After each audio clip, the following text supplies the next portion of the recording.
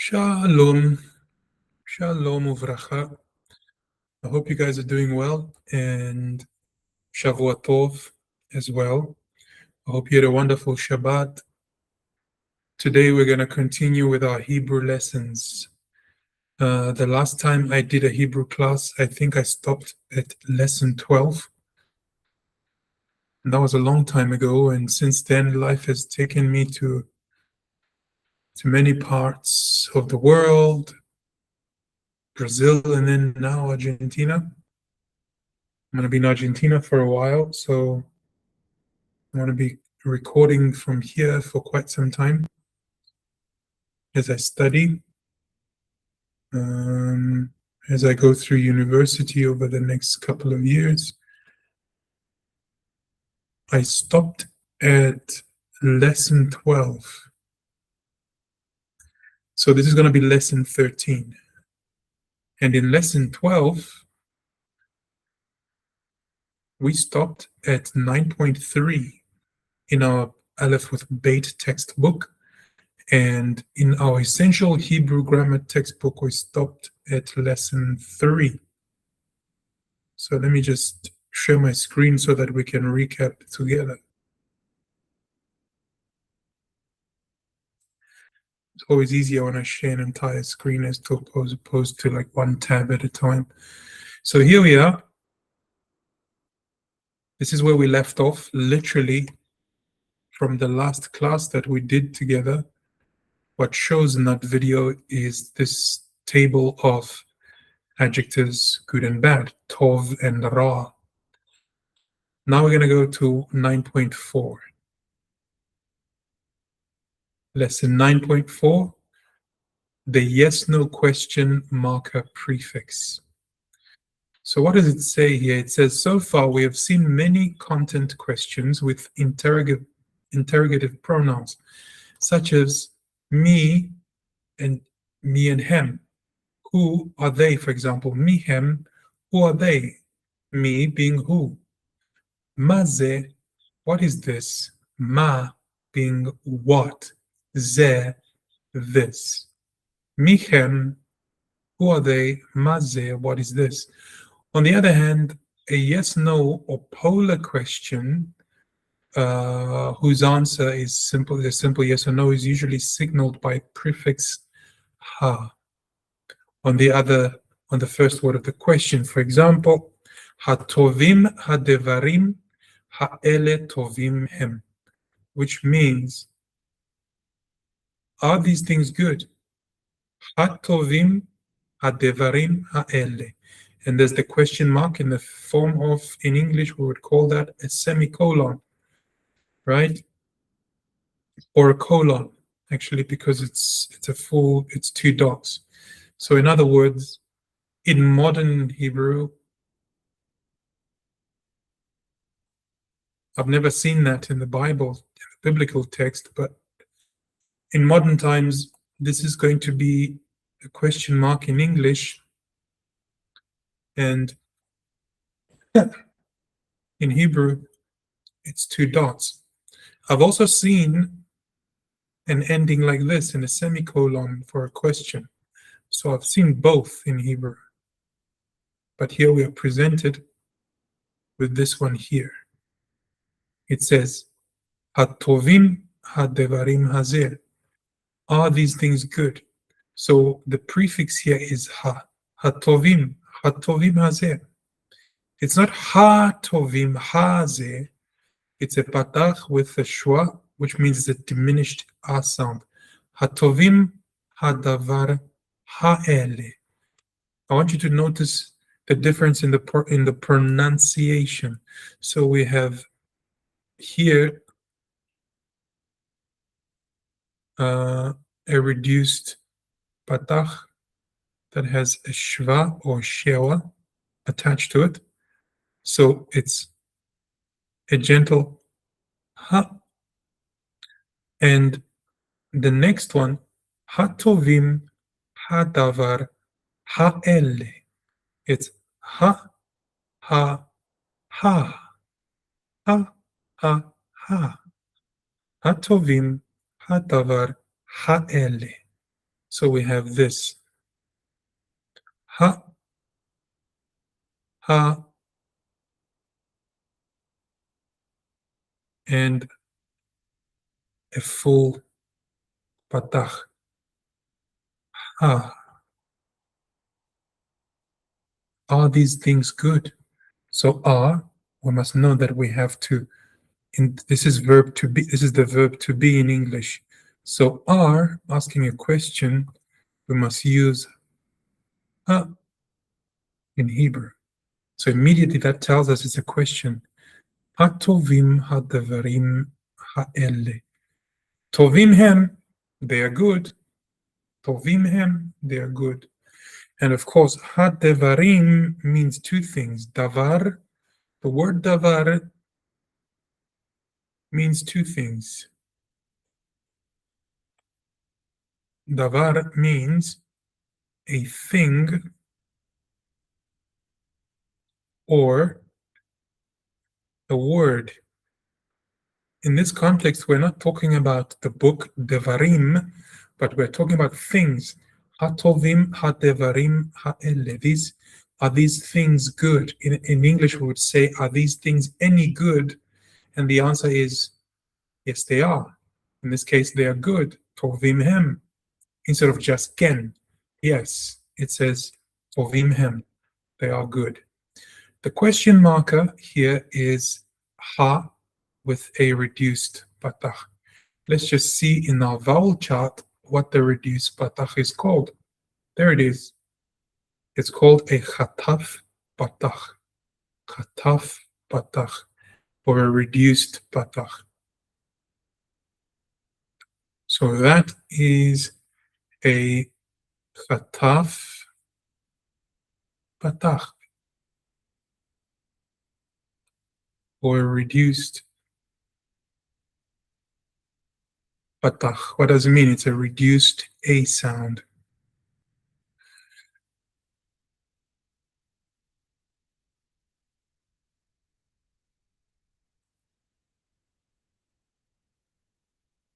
The question marker ha sounds just like a definite article ha, but in writing it usually looks different because of the chataf patach or the chataf patach. The two can usually be distinguished without difficulty from context, since the yes-no question marker always attaches itself to the word in question. What's the word in question? Hadevarim. So we have ha attaching itself as a question and ha attaching itself to the object. Question, is it, are they? Hatovim, because it's plural. Hatovim hadevarim. So there's a ha article, a definite article that attaches itself. Ha'ele. So we have ha to complete the context. So this triple ha is not just a question, an attachment as a definite article, and a continuation of a definite article. Here it's an article. Here's a definite article. Ha'ele, these ones. Are these things any good? The two prefixes can usually be distinguished without difficulty from the context, since the yes no question marker always attaches itself to the first word of the question. Okay, I think we learned something. If you don't understand, just open your textbook, because you do have a textbook. If you don't have one, just email me and I'll send it to you. I'll send you both textbooks if you don't have them, but usually the people that watch these lessons on this channel, I have provided all 3 textbooks for them, if not 2. Then we have in 9.5, lesson 9.5, we have the word hine. Hine is an interesting word because when God speaks to Abraham Avinu, Abraham our father, he calls out to him, he's about to slaughter Yitzhak, says, and as he's about to sacrifice him, God says, Abraham, Abraham. And Abraham says, Hineni, which means, here I am. But Hine as a construct means behold or look. The look is good. I don't mind the word look, but in biblical context, I want to use English so that you understand it the way that English Bibles have been written over the years, or how the translations have been written. Hine, in your mind, I want you to remember the word behold. Behold is just look, but it's more poetic, it's more biblical. The word hine is used to draw the hearer's attention to, present, or point to what follows. It has traditionally been translated in Older English as behold, but a more modern idiom would be look. I still wouldn't use look, I would use behold. And hineni means here I am, which means behold, here I am. An example given here is hine ha'anashim ha'ele. Look at these people. Or, in other words, look, here are these people. Hine ha'anashim ha'ele. The word anashim does not only mean a group of males or a group of females, but it can also mean people in general, these people, not only men. Hine ha'anashim ha'ele, which means, look, here are the people, or here are these people. In biblical language, behold.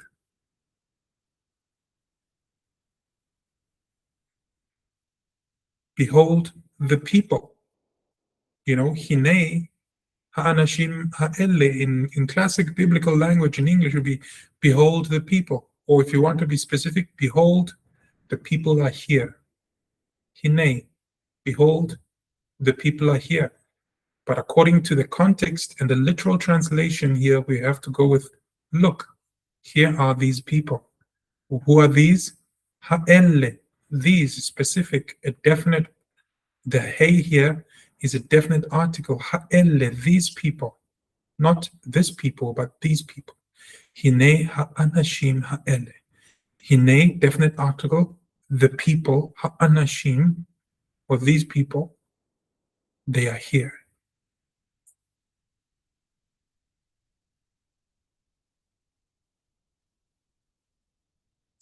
Lesson 10, Alphabet Part 2.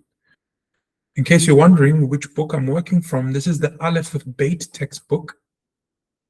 And then, as you know, halfway through the classroom, we're gonna switch to the Modern Hebrew textbook and do that as well. I always do both in this class, biblical and modern Hebrew.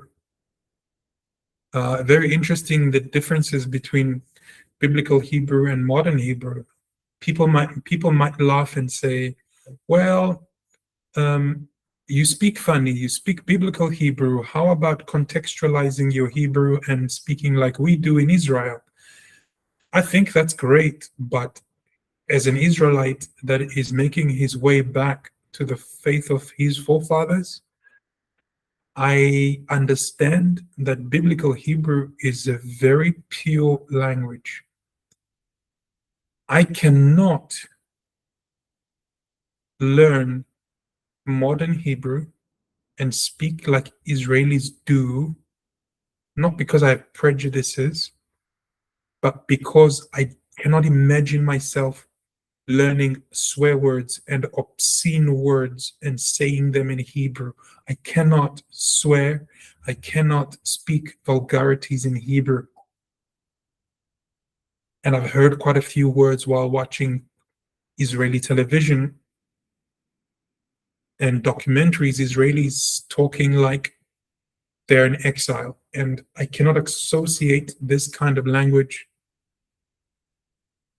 and I don't want to associate it with the Bible. I'm not judging Israelis. They can speak their language, modern Hebrew.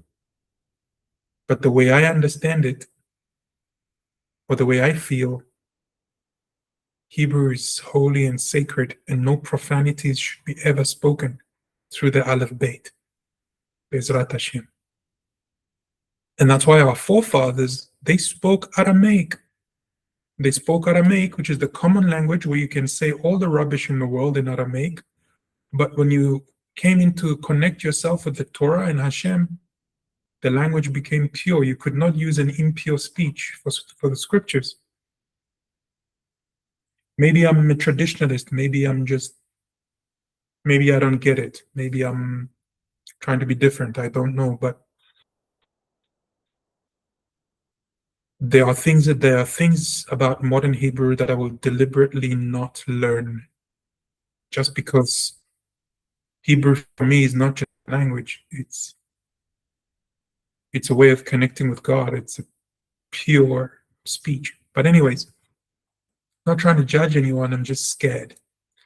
And my being scared makes me to be conservative, and I prefer being conservative this time with language. Yes, I'm blessed with being able to speak a lot of languages, even though these days I don't really use them. It was fun learning them. But coming back to Hebrew is about purity. And if I have to learn Aramaic or speak Arabic on a daily basis, or Aramean, or speak English, I will do that. But there are things that I will say in English that I will dare not say in Hebrew, and I believe that certain things should never be said in Hebrew. This lesson introduces 3 more letters of the alphabet and 3 more vowel points, which are the nikud, or the vowels. And then 10.1 begins with the consonant resh. Now, the pronunciation of the letter resh, it depends where you come from in the world. European Jews pronounce this letter as an RH sound with a French accent, French and Germanic accent. They say Reish, Reish, Baruch Hashem, Beseder. That's the Israeli accent, and that's because it comes from a Germanic accent. And that's the same with the letter Waw. Let me not draw Waw the same as Reish. It might be confusing. So typically Israelis use a Germanic Vav pronunciation. For us, it's Wow. Want to go back to original Hebrew? You want to speak like our forefathers? This is not a Vav, this is a Wow. This is not a Reish, this is a Reish, Reish, Reish, Reish. So Ra. So you have to let, in English, let's do this. Let me do it in English rather. Imagine a lot of R's in a row. Reish, Reish, Reish, Ra, Ra. Not the Reish and the Ra. Your tongue needs to vibrate. There must be a vibration of the tongue for Reish, Reish. For example, the word for evil is Ra, Ra, Ra. The tongue must vibrate. Ra, Reish, Ra. Bereshit bara Adonai et hashamayim ve'et haaretz. Haaretz, the world. So your tongue has to be rounded off and it must vibrate. So without getting into language politics, Reish is not for Israelites, neither is Vav. It's Waw and Reish. Ra, Aretz, Eretz, Rabim, Rabbanim. It's a R sound. But you choose. You want to sound Israeli? Go for it. I'm not anti-Israeli. I'm just teaching you how I'm learning and what my purpose is with the language, and that is to go back to pure speech. By the way, your teshuvah, you're coming back to Judaism, I guess, depends where you come from around the world. The Jewish people were never a homogeneous part. We were always different. in the previous parshiot, 2 parshiots ago, we learned that when Moshe Rabbeinu talked about a nation or the people, he was referring, actually God talking to Moshe Rabbeinu about a nation and people, he was referring to the diversity within Am Israel. Am Israel is called a goy, a nation, because there are many peoples that form Am Israel. It's not one ethnic group, it's many ethnic groups. So for my ethnic group, which comes from sub-Saharan Africa on the south side of the river Sambiaton, or the river of Cush, the prophet Amos says, we will go back to a pure language, and we will bring an afternoon offering, a mincha, to Jerusalem as a token of our return to Judaism and into the Am Israel. And so when it says we will go back to a pure speech, that is why I am replacing in my own mind and in my own reading of the Torah and speaking of the language all the sounds and the pronunciations of the old world. A restoration of not only Torah and myself in the Torah or my people in the Torah, but also a restoration of the tongue, meaning the language that I learned and I was born into in exile, which is an African language, is not my language, because in that language I've spoken and learned a lot of vulgarities, because it's a vulgar language. It's not Lashon HaKodesh.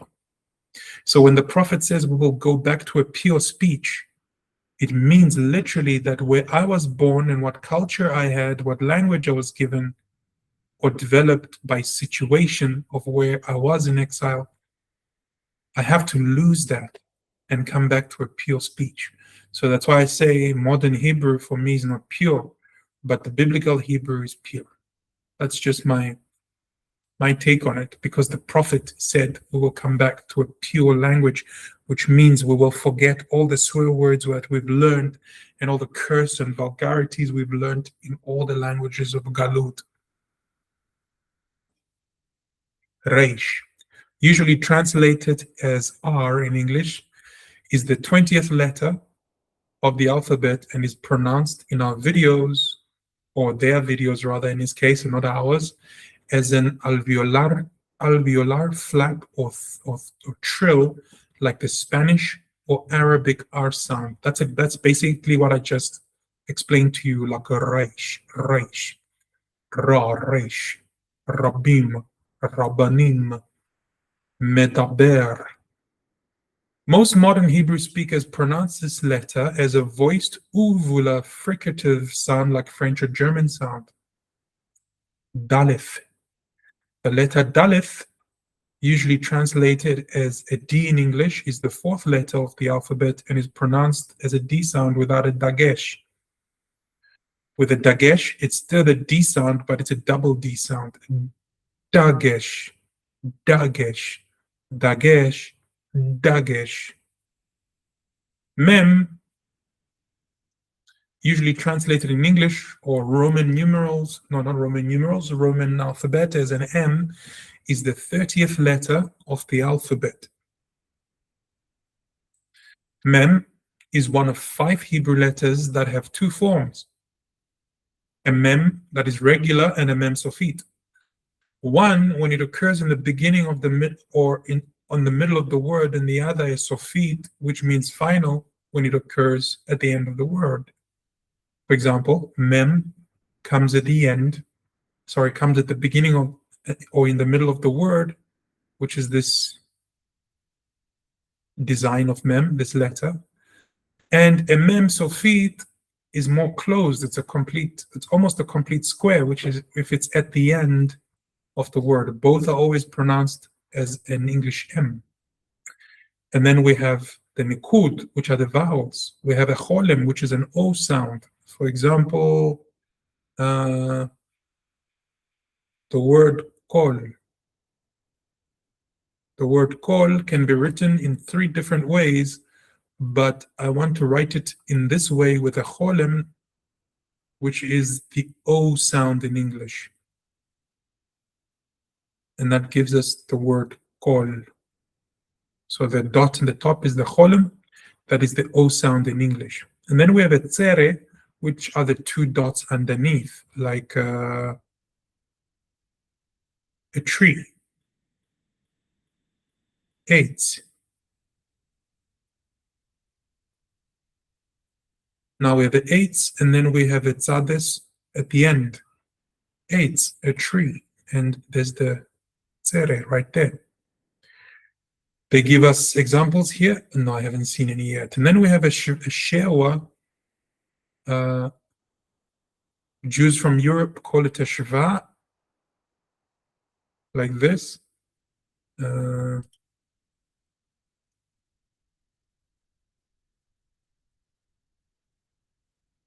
Jews from Europe pronounce it as a shva. Depends which tradition and community you come from, but it is a shewa. Shewa.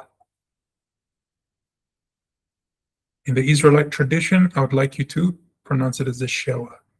And the shewa is a dot underneath underneath a consonant. And what does it mean to have a shewa? It means that you pronounce this consonant naturally without attributing a vowel to it. Like, let's go see in the Bible where we can find a good example of this.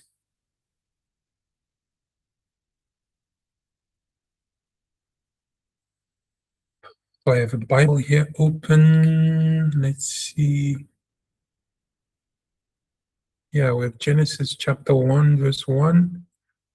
There's a good example. Bereshit. It doesn't say, it doesn't have a tsere, it is not Bereshit. It doesn't have a segol, it's not Bereshit. It's got a shva, which means pronounce this consonant naturally, as if it did not have a vowel, which it doesn't. Instead of be, we say be. Bereshit, Bereshit, Bereshit, because the letter is Beith. So Beith has an E sound. The Shva tells us we must maintain the E sound without writing it as a vowel. So it's Bereshit. I don't know if that makes sense. And then in verse 2 of Genesis, we have the second part that describes the state of the world. It says, Wahaaretz haita tovu, tovu, wavohu, which means the word was in absolute chaos, right? Now, wehaaretz, the conjunction here is and in English, or wow, the letter wow with a shewa is not wahaaretz, it's weaharetz, weaharetz, weaharetz. Wow, wa'aharetz. Wa'aharetz, wow, wa'aharetz. I'm maintaining the short a sound of the name of the letter, which is wow. Wow, wa'aharetz. The people with a Germanic accent, they say ve'haaretz haita tovu vavohu. That's how they pronounce this. But if there is a shva, the letter is wow, so I must maintain the short a sound, waharetz. Waharetz, and I cannot say wa with an open mouth like I do here where there's a kamatz. I cannot say like wavohu. I have to say waharetz, a short a sound because of the shwa. Waharetz. Waharetz haitha tovu wavohu. So you can tell there's commotion. I love learning Bereshit. One day we'll explain it together, but I just wanted to show you the vocals, not the vocals, the vowels for now, before I get carried away and then want to study Genesis. I think I've been studying Genesis for years. I've been stuck on Genesis for years because if you don't understand Genesis, you will have a problem understanding the Torah and the Hebrew language. I can't live without the Torah now. It's like the reason why I live. I wake up every day to study Torah, even before I do my own things, which is beautiful. Anyways, I don't want to tell you about my life. I'm just enthralled by the Torah. So that's what a shewa does, written as two vertical dots under the letter.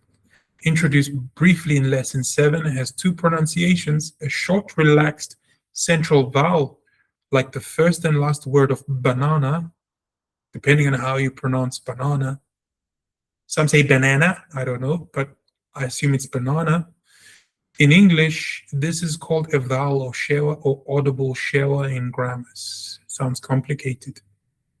Take my explanation rather. Otherwise, it gets too complicated.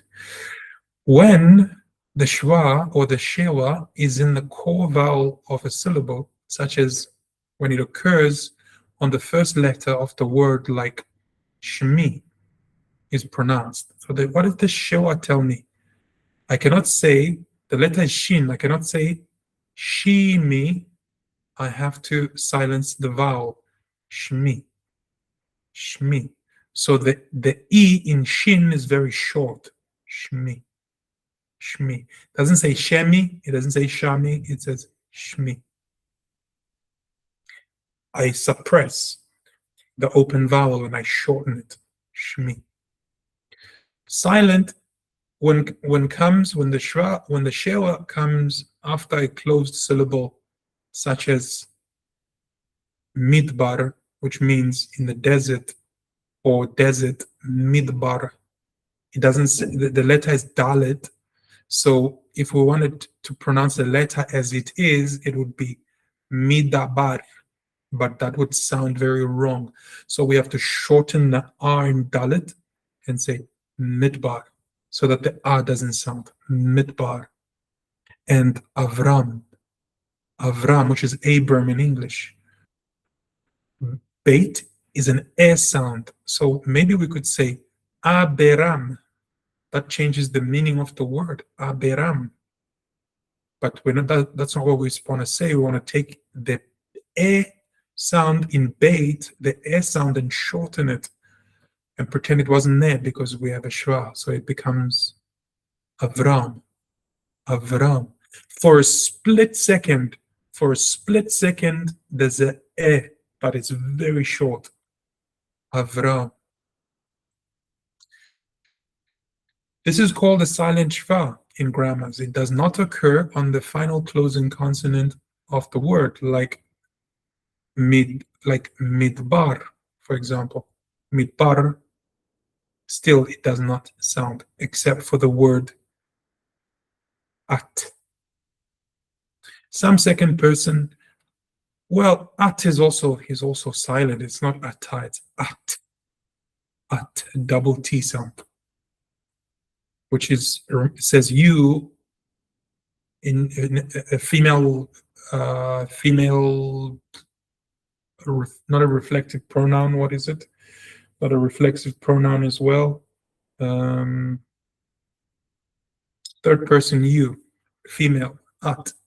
Some second person, feminine verb form, and the letter kaf, which we will see in the later lesson.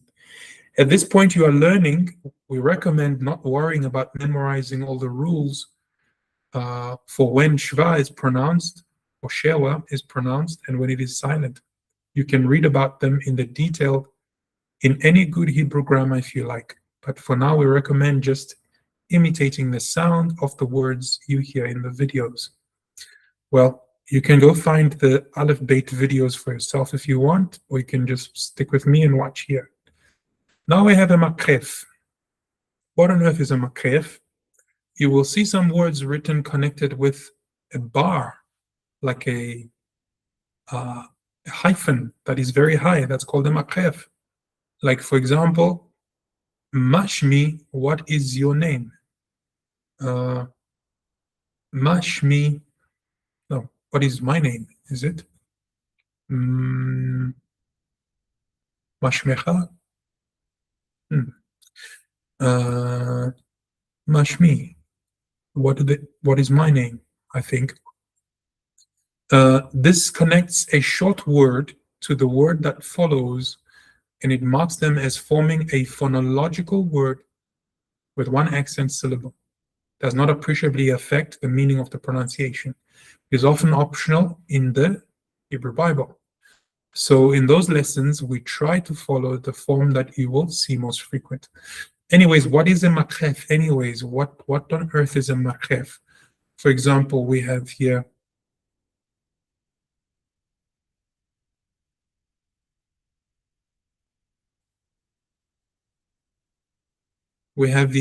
Ben Dawid. Ben Dawid, son of David.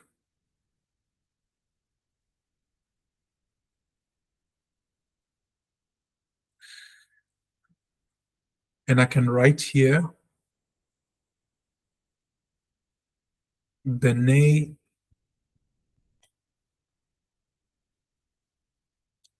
Bnei David. Bnei David and Ben David. Ben David tells me that it's a son of David. It comes from David. So there's a root. There's a root involved. The root of David, the son is the root of David. So we call this a construct form.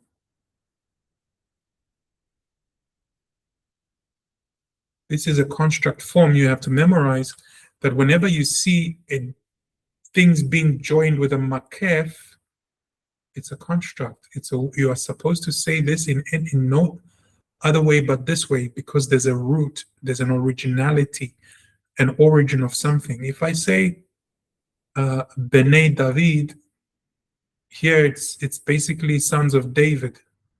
I can say sons of David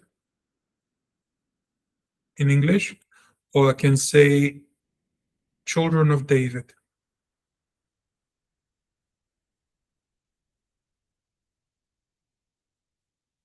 So why is it Dawid in Hebrew and David in Germanic languages? It's because English is a Germanic language. So Germanic languages come from Greek. Greek takes the wow sound and makes it a V sound.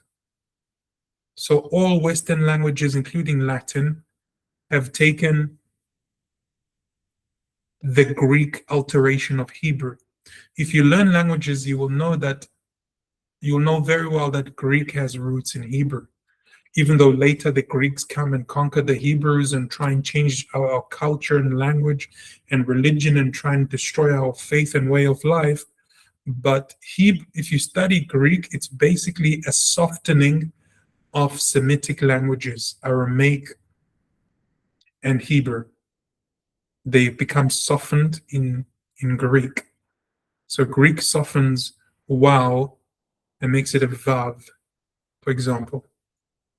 So in the Western languages, so you have a v, and that's why Western Jews talk about a vav and not a wow, because of the Germanic accent. And so English has a David and not a Dawid. When the Muslims talk about Malik Dawood, in Arabic, Dawood is Dawid. In Hebrew, David. When the Muslims are talking about Malik Dawood, for the first time in their lives, they're not stupid or crazy. Linguistically, this is correct. Melech Dawid, Malik Dawood. Where it differs is when there's a Western influence of Greek and other languages from the West, Germanic languages, then we have an introduction of the V sound and the horrible Reish, which is Reish, as I explained before. So a makef shows you a construct.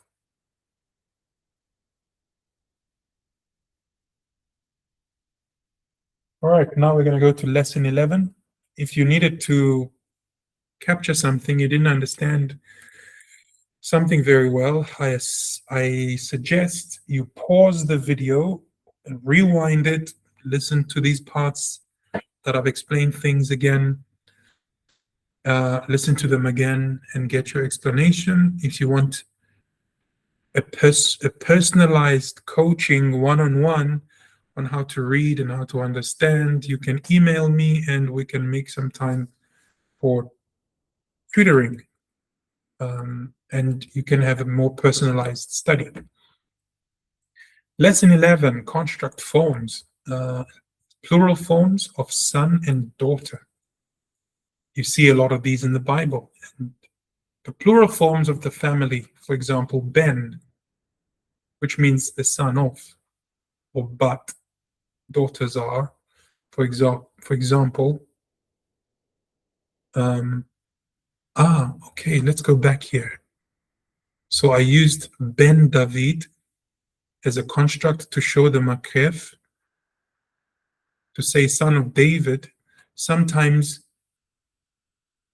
it's not just root, it's origin, because root can be like this, with just a tzere. And then you have the makref, and then you have Dawid. So these are things you have to pay attention to. So here we have Ben David, son of David. Here, the origin of David with a segol. Segol is a deep-rooted origin. Pertinence.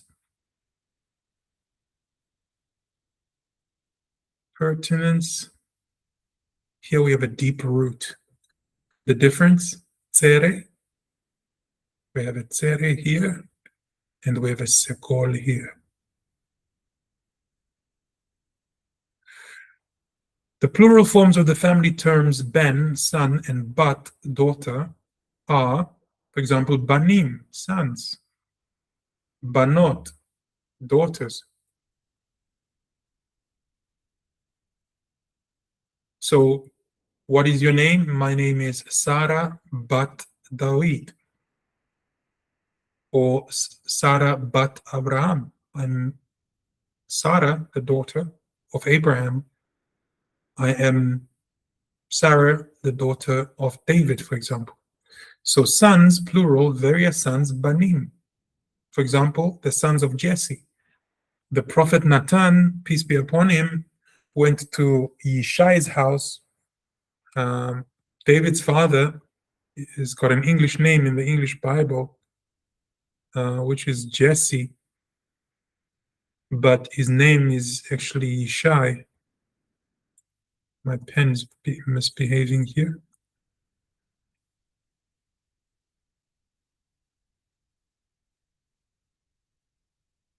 So he's got an English name named Jesse. It's really cute, but it's really Yishai. So the prophet Nathan goes looking for the king. He's looking for King David, and he sees all the Banim Yishai, all the sons of Yishai, all the sons of Jesse. He says, but the one I'm looking for is not here. Do you have any other son? And he says, okay, that guy, that boy, well, he's up there. You know, he's a shepherd. he's the servant of the house, but it's actually his son. And then, you know, the prophet goes into the wilderness, finds David, anoints him with oil as king of Israel. David ben Yishai. So David was definitely a ben, there's a makref, Yishai. He was a son of Jesse, Yishai. And then you have construct forms. I've mentioned construct forms. What does it say here? It says, as briefly introduced in 5.2, in Hebrew, the relationship between two nouns that is usually expressed with the preposition of in English, often called genitive in classical languages, is expressed in Hebrew with what is called a construct chain. A chain may consist of just two nouns, 1 and 2, or 3 or more nouns, 3 and 4. But what does that mean? Don't confuse us. Simplify. Let's look at the examples. Avi Hana'ar. Avi Hana'ar.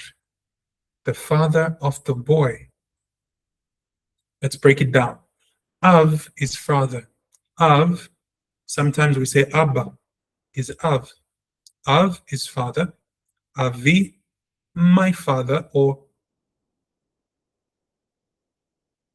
it can be my father or the father of. In this case, the father of. Avi would be like the father of me, but now Avi Hana'ar is the father of the boy, right? In Arabic, this is Abu. In Hebrew, we say Abba. We say Av or Abba. But informally, we say Abba, which means daddy, right?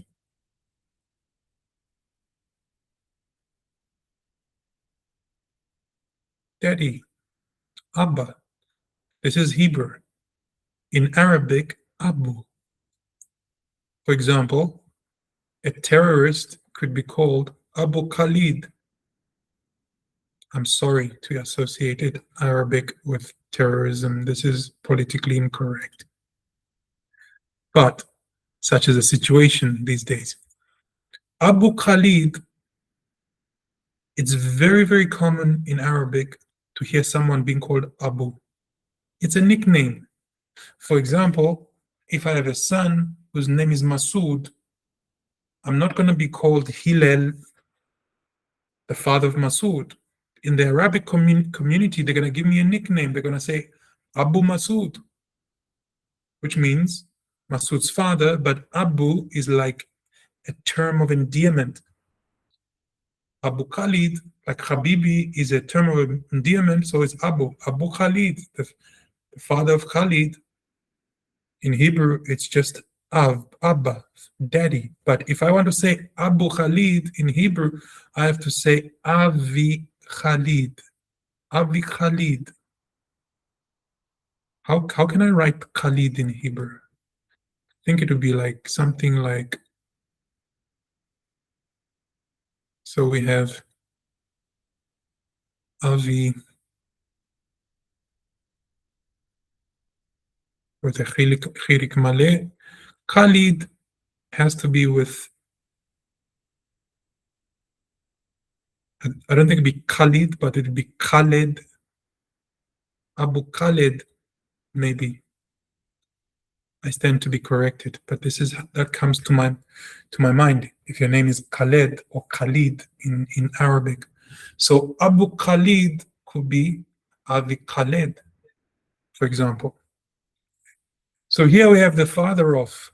So when you see the construct of chirik maleh, which is the dot and the yud going together, it shows that it's somebody else. There's a third person involved. In this case, it is the boy. Hana'ar. Ha-na-ar. This is ayn. This consonant is ayn. This letter is ayn. Most Western Jews, they will just say Hana'ar. They treat the ayn in the West, they assign the A to the ayn. But the proper way of understanding the ayn, I would say that you need to pronounce it like this. Ayn, ayn, ayn, ayn, ayn, ayn, not yain, but ayn, ayn, almost like it's got a G in front of the Y.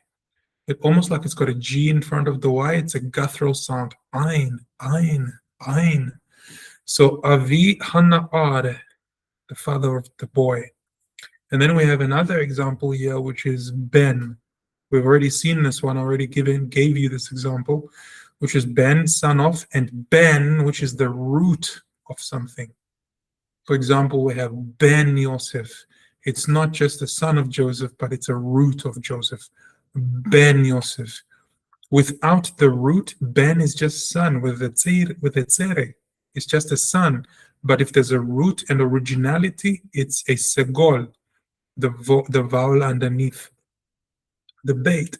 So it's Ben Yosef. Now we know that it's not just any son, it's a son of Yosef. And then here we have Beith, which is a house. So the conjugation of Beith, if we want to say the house of someone, we conjugate or we change the construct of Beith to Beit. The patach is gone, the chirik is gone, and we just have the yud and the thav and the beit with the tzere. So from Beit or habaita, Beit, the house, we have Beith. Then we know it's a house of something important. For example, here it says Beith Eshet Ha'ish, the house of the wife of the man. Beith Eshet Ha'ish, Beith Eshet Ha'ish, the house of the man.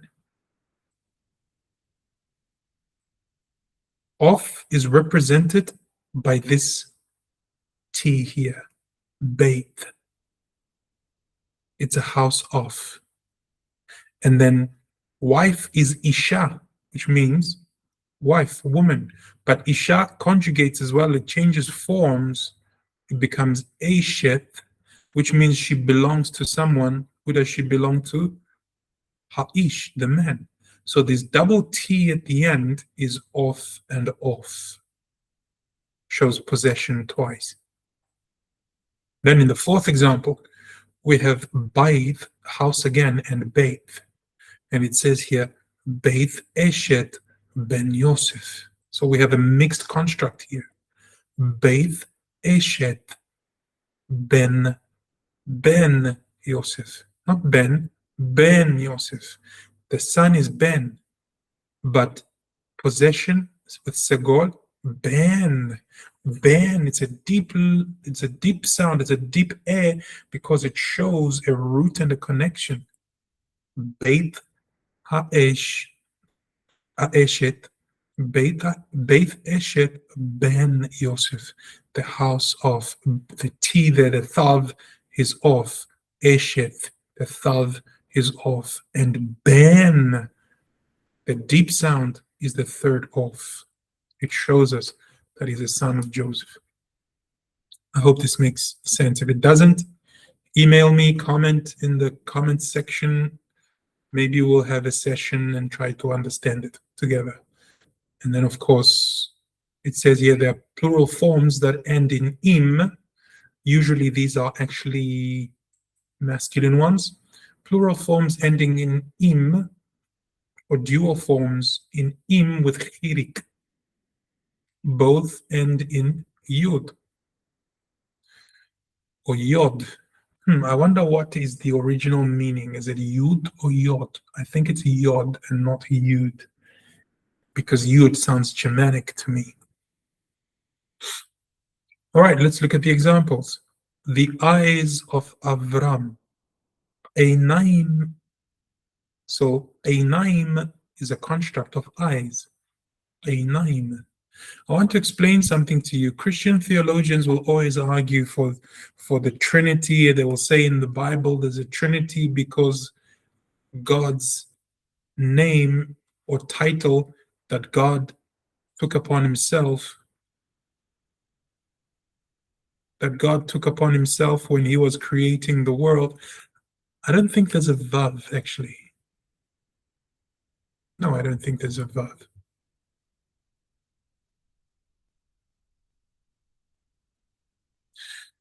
Instead, there's a Cholim. So they argue, Christians argue that because there's an im at the end, the Christian theologians, that this is plural. Yes, plural in construct, which means the word is in a plural construct. But El is singular. This is God, El, and it should have etzere. So God is singular. Elohim, does it mean that God is multiple, has a multiplicity? No. Plural in construct, but singular. If I say, for example, Banim, the sons, Banim, now here we have a plurality. Why do we have a plurality? Because Banim is not the original construct of the word son. The original construct of the word son is Ben, which means son. And here we cannot have, or rather, we cannot say Benim. It doesn't work when we say Benim. It doesn't work as a verb conjugation or as a construct. It also doesn't work. We have to work with the original construct, which is Ben. But we want to make this Ben a lot of them. So now, to make it plural, we have to change our construct while maintaining the original construct, which is Ben. So it cannot be Benim. Now it must be Ba with a Nun, Banim. So now we can have plurality. Now we have plurality because we are not working with the original construct, even though we maintain it here. Here it's maintained, but we're not using the original construct. We don't have a tzere anymore, but we have a patach. So with the name of the title of the Most High, Elohim, this is the original construct. We cannot take Elohim and change it and make him Banim. Sorry, Elohim. For example, we can't say Elohim or Eloho or Elohomot. We cannot say that. The language does not permit us to do that. So they will argue, Christian theologians, and say, well, it's in plural form, so there must be some kind of Trinity. And I'm sorry, there isn't. This is a singular. It's plural in construct, but the word is singular. As Ben is singular here, but if we want multiplication, we have to change the construct. And the question is, who can change the construct of God's name? Who can change God's name? And the answer is no one can. All right. Let me just see if I'm still good with time. Sundays are very short days, but I want to give you guys a good lesson. I don't want to give you a half measure.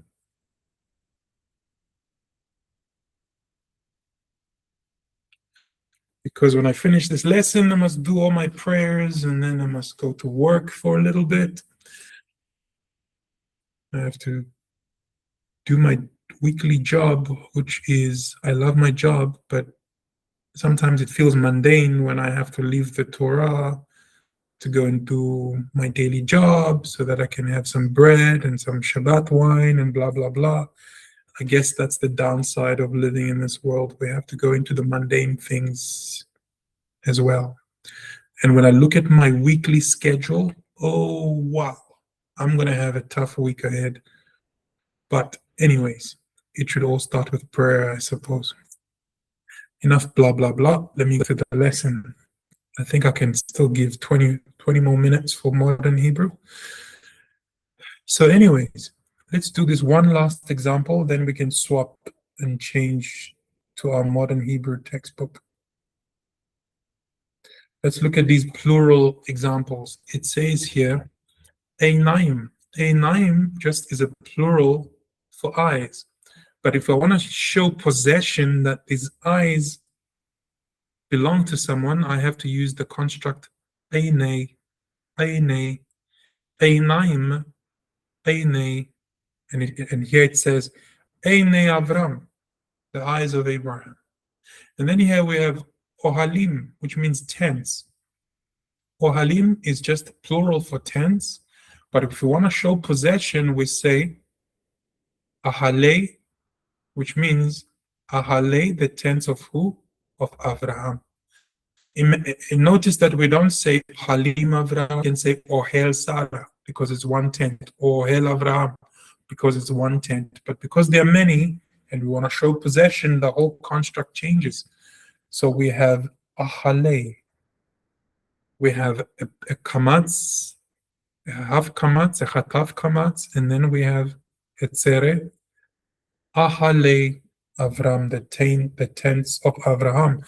And you have to memorize this, it, but to note the difference and to memorize it. Ohalim. Singular is just ohel, right? Singular is just ohel, which means a tent.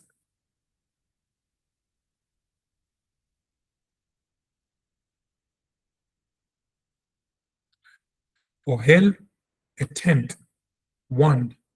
Many tents, ohalim. They belong to someone, ahale. Ahale Avram, the tents of Avraham. And then we have nashim, which means daughters, or rather wives this time, women, nashim. Isha, one woman, nashim, many women. Nashim, many women, to show possession that they are the wives of someone. We can't say ishim, because if we say ishim, it implies men. So we have to use nashim. Nashim, neshei Yaakov. Neshei Yaakov, the wives of Jacob. Note that it's not Yaakov, it's Yaakov. Yaakov. You have to make the guttural sound. Yaakov is incomplete. It's not Yaakov, it's Yaakov. Yaakov. Then we have Banim, which means the sons. Banim, sons, but they belong to someone. So we have Benei. Benei Yosef. In the construct, we had Ben Yosef because it was one guy, one son, and we used the makef to show the construct here. So it was Ben Yosef, showing the root, and there's the makef. Here, we are just saying that the sons of Joseph in general, we're not saying that, we're not indicating the root, we're just in passing mentioning the sons of Joseph. So it's Benei Yosef. When they are on their own, they're just Banim, sons. But who do they belong to? We need the Yud to show us the possession. Benei Yosef. Benei Yosef, sons of Joseph.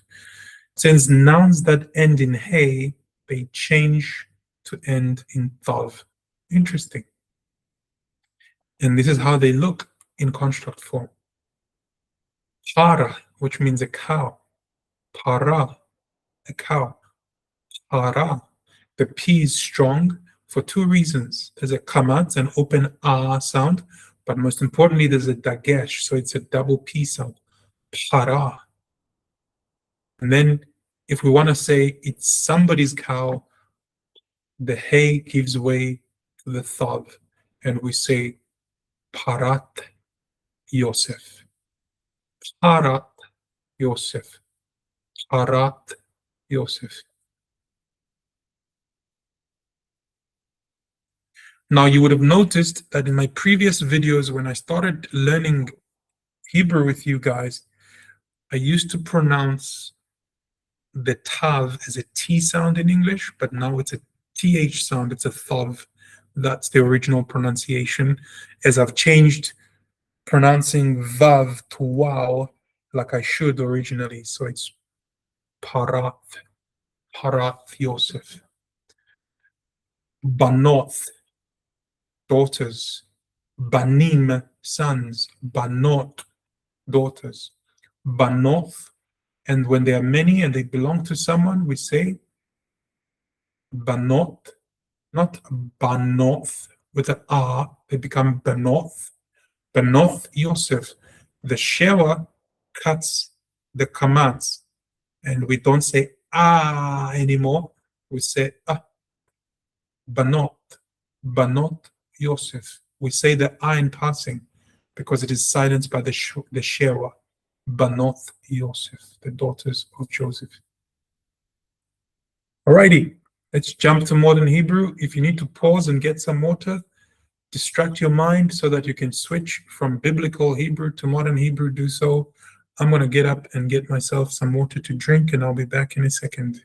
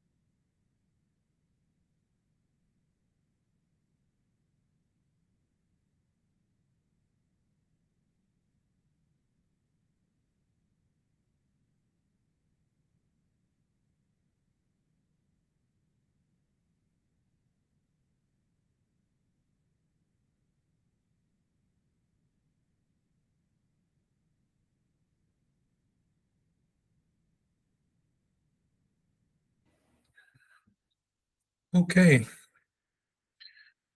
If you want to, you can, well, you should have fast forwarded, but anyways, if you didn't fast forward your video, thank you for your patience. I just needed some hot water. It's 11 degrees outside. It's cold inside as well. Even with heating equipment, that 11 degrees outside is just not fun. All right. So now we're doing modern Hebrew. So let's see what we can find in modern Hebrew. Do I have space on my writing board here or not? Might have to erase some things. Let's get rid of some stuff.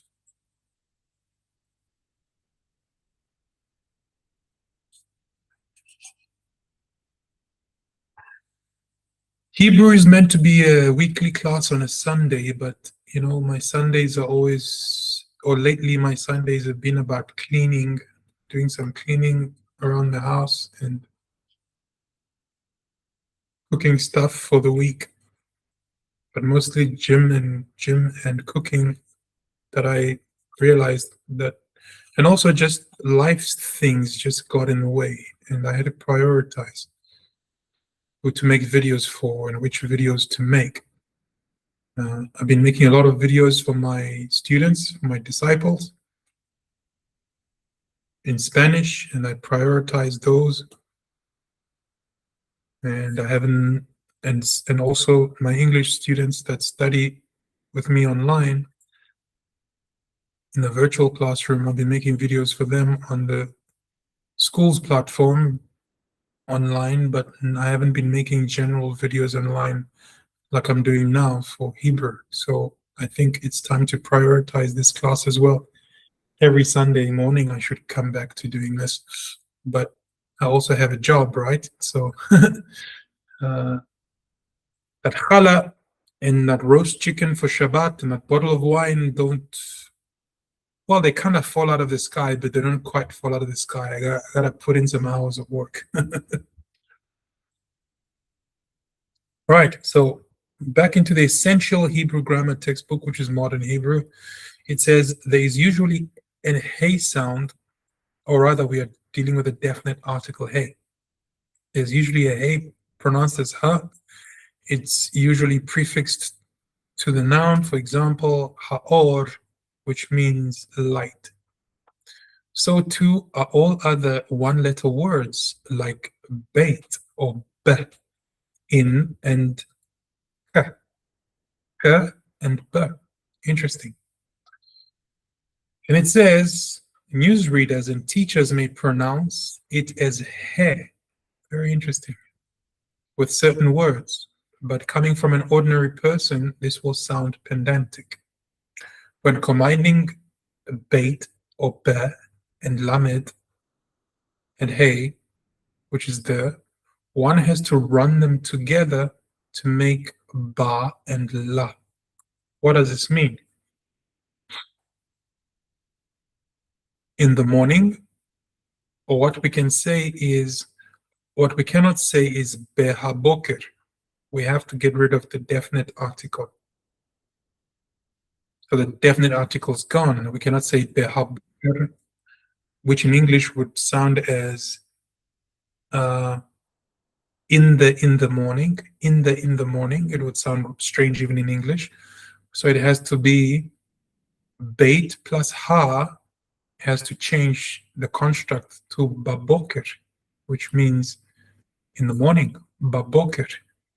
It cannot be Behaboker, but Baboker.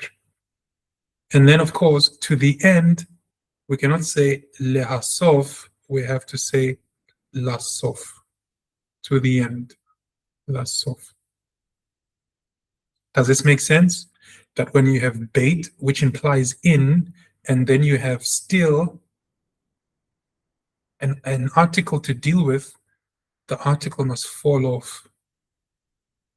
And then you have an example, Behaboker becomes Baboker.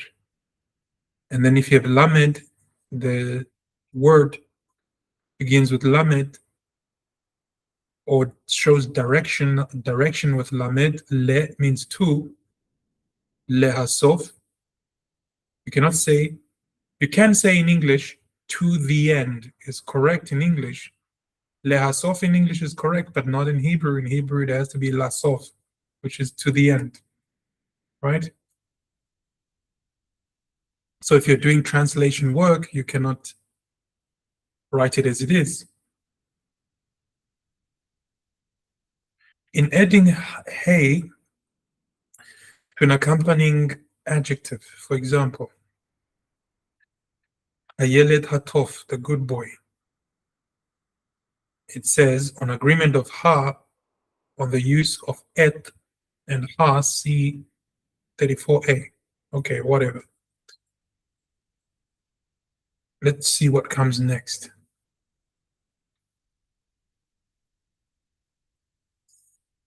The Hebrew for a is Ha, we know that. The Hebrew generally has no word for a, it says, not for some, as it is in English. The plural equivalent of hey is, as I know it, is Ha. But we have some examples here. Take a cake, kach, uga, kach, uga. So uga is cake. It says here, Hebrew generally has no word for a. This is not a good explanation, and I'll tell you why it's not a good explanation. It's because in English, it has to start with a. If something starts with a, then it's ha in Hebrew. They're saying here, There's no word for A. It's misleading. Of course, there's a word for A. It's ha. What they're trying to say is if A is in the middle, or if the article is in the middle of the sentence, for example, take a cake, kach uga, take a cake, kach ugot, take some cakes, or take a lot of cakes, I suppose. Kach ugot meod, maybe. Kach ugot, take some cakes, more than one. Yesh po shegiot, which means there are some mistakes here. Yesh means there. Here is po. Po here. For example, if you say in English, I'm here, somebody's calling you, you have to say ani po.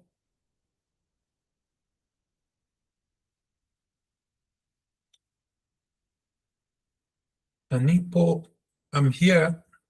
If you're not here, lo po, which means not here. Lo po, not here. Ani po, I'm here. Lo po, not here.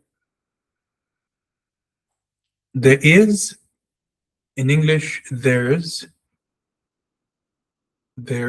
or there is.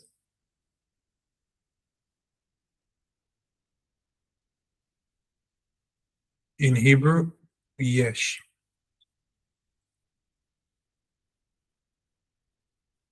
So it says here, yesh po shegi off. There are some mistakes here. And then we go to lesson 6 to 8, which is the masculine and feminine singular and plural.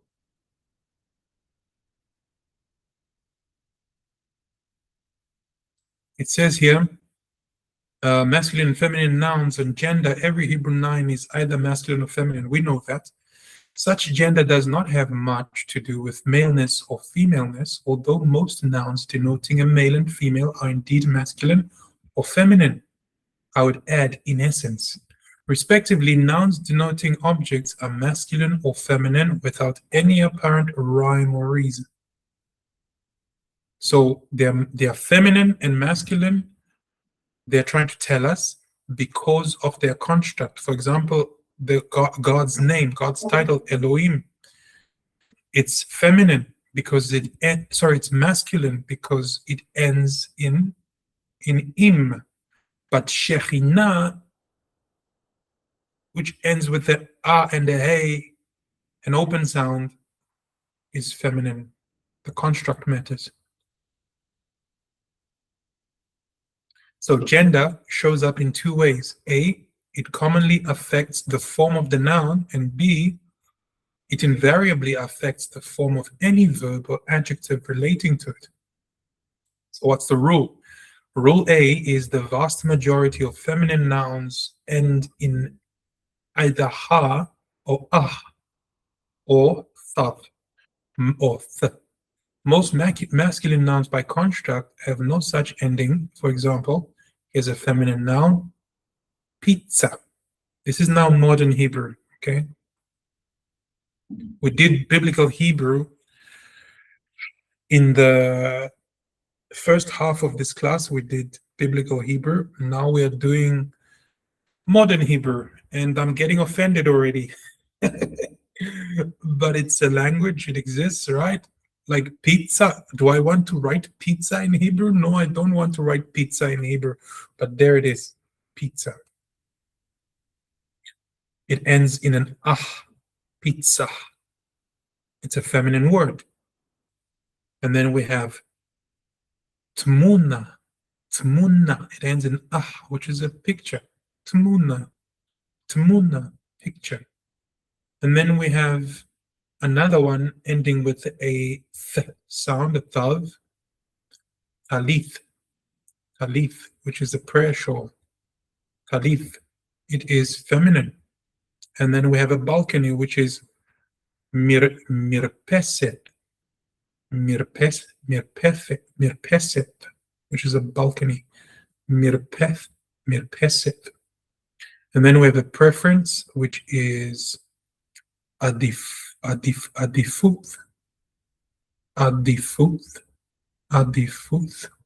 preference. A painting, tziur, painting, tziur is masculine.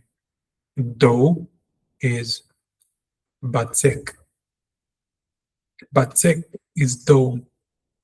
What does Hashem say in the Torah about batzek? In Parshat, is it Parshat Shelach? It says we must give a portion of the dough to the Kohanim, right, as an offering. Batzek, dough. Tziur, a painting, and a cap is a kovah or a kova. Kova, not kova because there's no hey at the end. There's an ayin. It's kova, kova, kova, kova with an ayin. Kova. To me, it just sounds like a cover, like a head cover. Kova. Somebody made that up. I promise you. Somebody in Israel said, "What do we call this?" It's a cover. Kova. I promise you, somebody made that up. I hope you can prove me wrong. But that's what it is. Kova. And that's one of the examples of why I have a problem with modern Hebrew. It's just modern Hebrew is where the holy language comes to die, unfortunately. There are some exceptions. A fair number of feminine nouns have no ending, particularly names of limbs, like yad, hand, and ozen, which means your ears, and katef, which is your shoulder, and pachad, yeled, etc., etc. What's this trying to tell us? That there are exceptions in construct, in construct, that some feminine words can end like masculine and masculine like feminine. I don't want to confuse myself, and I don't want to confuse you guys. So let's just move past that one. But we have some examples here. It says the US is opposed, okay? And which says, Artsoth Abrit Mitenagedet. The US is opposed. And then it says here, Tel Aviv Yakara, or Tel Aviv Yikra, which means Tel Aviv, not Yikra, Tel Aviv Yakara. It's expensive. Tel Aviv is expensive. Everybody knows that. Yakara, and we're talking about a city, Tel Aviv. Yakara, it ends with the feminine. And there, also it ends with the feminine tav. Stop doing that. And then what does it say? There's a rule B. A combination of masculine and feminine nouns is counted as masculine. Okay, so we have a masculine, we have a feminine, and then sometimes we have a mix. And when there's a mix, it's counted as masculine. This is a very interesting rule. Very interesting rule. You can't tell if it's a boy or a girl, or assume it's a boy. Tel Aviv, ya habibi, Tel Aviv. Oh, Israelis are gonna kill me. Shifra and Mordechai are stopping by later. Shifra ומרדכי קופצים אחר כך, which means Mordechai and Shifra are stopping by later. Okay, Shifra is female, Mordechai is masculine. And then it says here, are the Scotch tape and envelopes with you?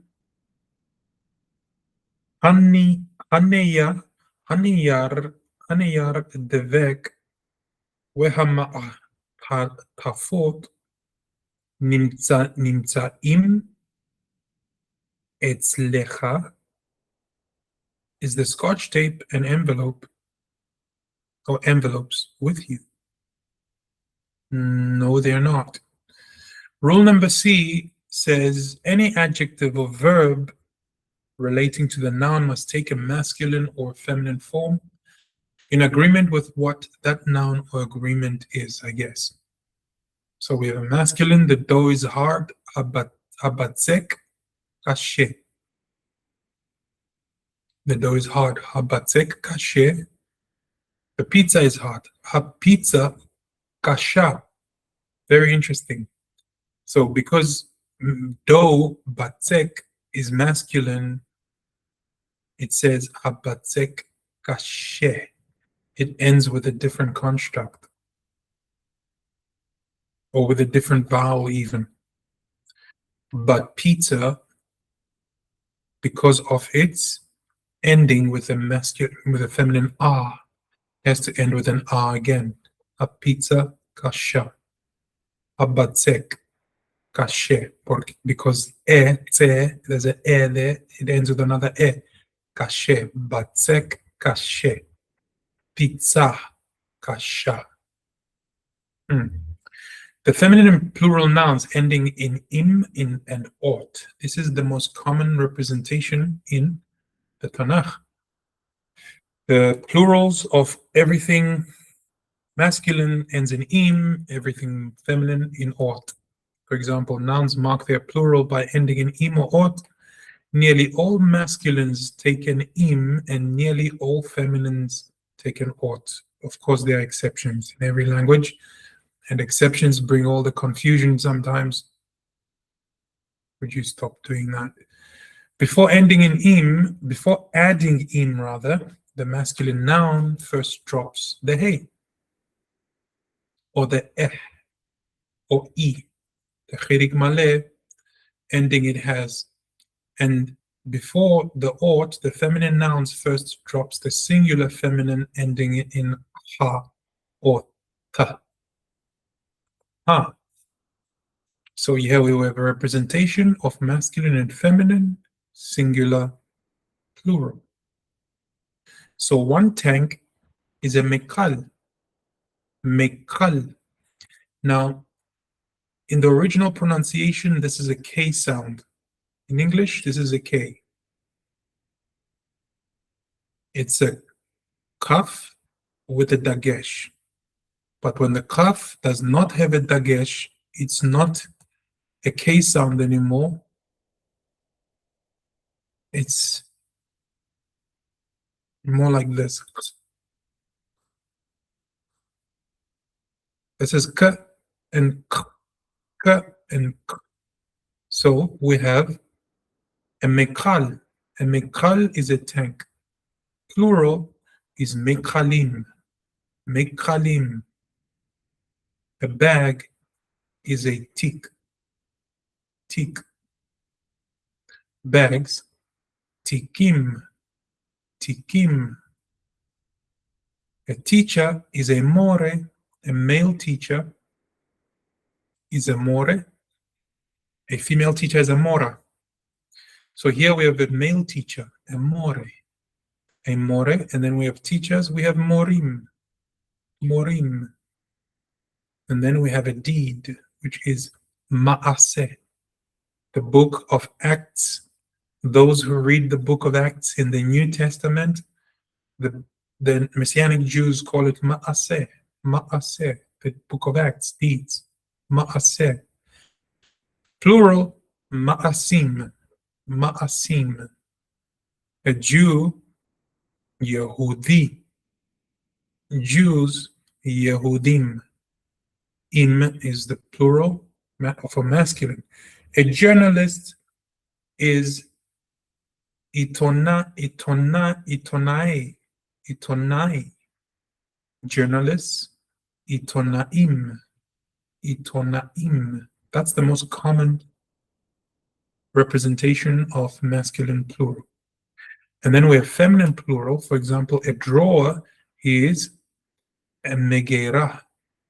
Megeira. For a drawer, drawers. Megeirot. Megeirot. A castle is a tira. Tira, the letter tet, tira. Castles, tirot, tirot, tirot. A handle is a yadit, yadit, yadit. Handles, yadiot, yadiot, yadiot, yadit, yadiot. What's a telltale that they are female is because they end in hey and they end in tav. That's the telltale. And then we have a napkin, or what we call a serviette in English. Napkins in English are for babies so that they can poop in peace without making a noise about their poop and grossing out the neighbors. But we understand that Americans say napkins for a serviette too. So a napkin is a mafit. Mafit. Napkins plural. Mafiot. Mafiot. Mafit. Mafiot. And no, it's not talking about the mafia. There are some exceptions, e.g. the masculine noun for shulchan, shulchan, which means table. Shulchan is interesting. It has the plural, shulchanot. It's got a female plural attached to it. And conversely, feminine, shana, which is a year, has the opposite plural, which is not feminine, like shana is feminine. Then it's shanim. It's got a masculine plural. Blows my mind. So the table is masculine, but it has a feminine plural.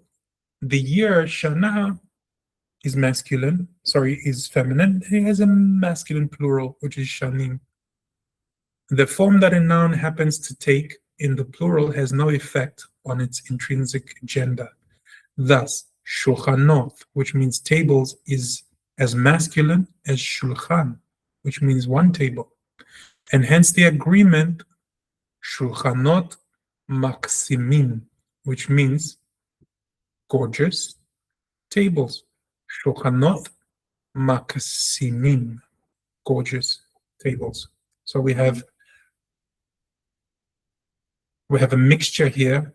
Shulchanim is a plural of a masculine table, but the plural is feminine. It ends in ot, but its complement, its adjective, also ends in a plural, but the opposite plural, which is masculine im.